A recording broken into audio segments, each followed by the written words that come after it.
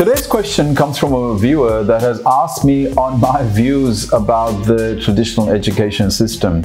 I suspect they've asked me this question because they have seen me express my views on the limitations and shortcomings of the traditional and academic education system.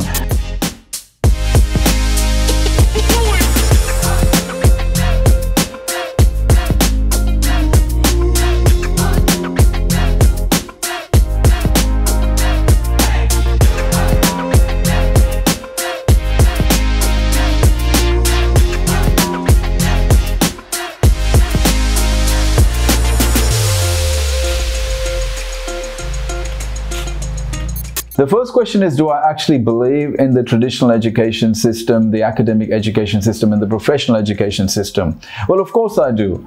I see the merits of the education system in terms of starting something and taking it through to completion, which requires discipline and commitment. I realize the importance of working together in a group. I realize the importance of discipline and having a structured curriculum. Of course, there is definitely merit in the traditional education system. However, one of the questions I've been asking myself is, how much does the education system educate and how much does it indoctrinate? The meaning of the word indoctrination, according to the dictionary, is the process of teaching a person or group to accept a set of beliefs uncritically and without examination. Now, the question is, does the education system really encourage education? Now, if you actually look at the word education, it is derived from the word educo, which is a Latin word that means to draw from within. I can tell you that a lot of the education system depends on memory, recall, reasoning and analysis, but not so much in creative imagination and problem solving that is typically required for a person to become successful in life, in business, and in their chosen career.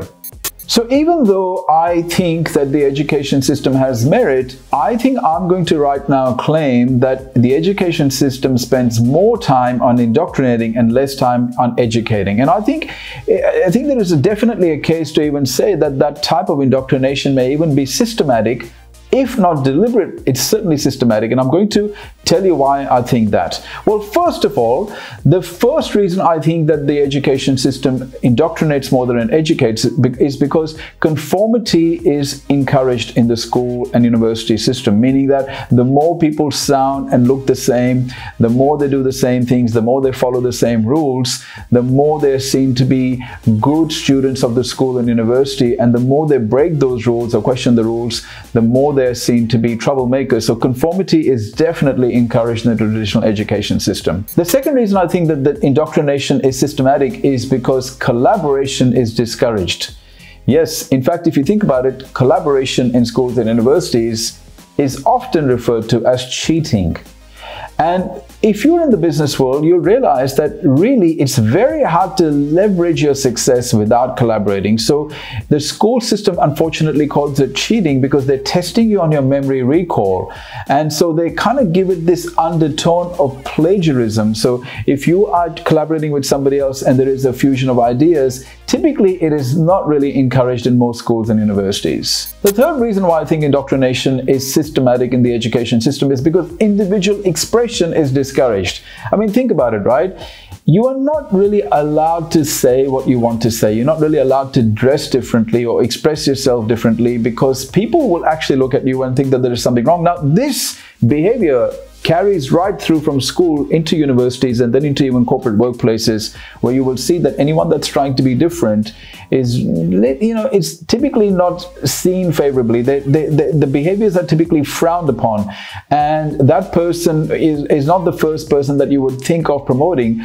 Typically, the type of behaviors that are encouraged even in the corporate system are that of compliance, and any type of individual expression is not typically seen in a favorable light. The fourth reason I think that the indoctrination is systematic through the education system is because the fear of failure is perpetuated. You see, through exams and all types of testing, what actually happens is you have this fear of failing, right?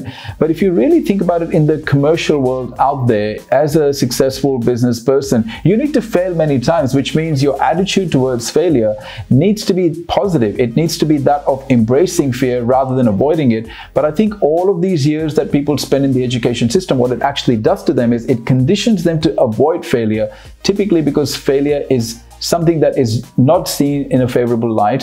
It is discouraged, and so the fear of failure is something that a lot of professionals carry within themselves. Another reason why I think that the indoctrination that happens through the education system is systematic is because self-education is virtually non-existent.